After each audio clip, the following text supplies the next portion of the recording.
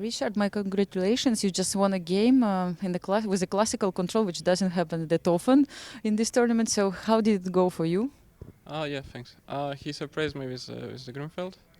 Okay. Maybe my preparation was flawed, but I haven't seen him play it before, so I was surprised. So I went for something okay, really harmless and really old. Was Bishop D to Rook C1. But then somehow I felt like I got an advantage. I mean, I think the big mistake from him, okay, not D1, but like one of the, was to allow me to play B4. I think he should have played A5 because, like if he does exactly the same with pawn on A5 and my pawn on B2, my bishop on C3 is extremely stupid and I can't really reach the C6 square.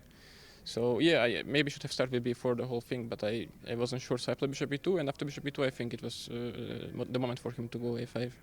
Because after bishop b7 b4, if he has nothing concrete, I'm just better. And then he played somehow very slowly. I felt like he allowed me a lot of things, so I got like huge position after the knight c6. I mean, even before, like I was calculating lots of tactics there. Like if he goes, some c5, if he goes, but it felt like nothing works. So knight c6, and then he went for this idea, this a5 at the end. And it seems like, okay, it's a dream position for white. I mean, basically, you cannot get more than this out of such openings.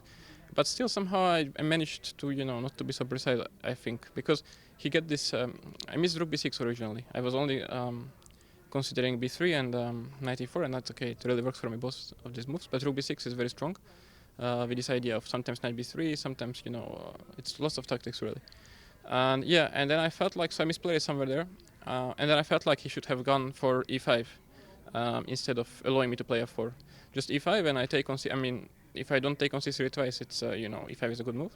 And because I cannot take on e5 because rook d7 wins, so that's the problem.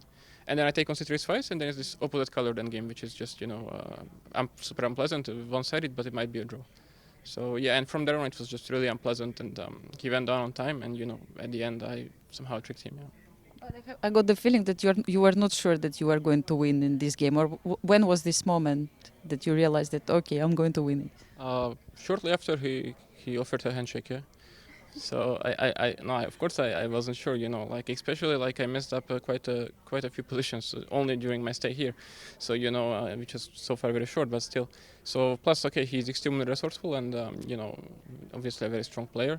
So yeah, of course I mean I wasn't sure. I mean, of course I should be winning. I know my pieces are dominating and he's short on time, but okay, one wrong move and That's true. We all know what happens, yes, if you do the wrong move. But okay, it's going actually pretty well for you so far. I mean, you are the leader of the tournament once again. And okay, even though we have one more game tomorrow to play. So what are your, what can you say about it? Did you expect it? No, surely I didn't. I mean, even today I was really looking forward to making good on my word and playing Armageddon as white again. And then okay, I won a classical game against him. I mean, like I've said, especially because I didn't. I mean, I got a good position of the opening, but like after d5, I was pretty upset. So yeah, like it's of course a really nice feeling, and it's beyond what I have expected and what I've hoped for. Thank you so much, Richard, and all the best in the next rounds. Thank you.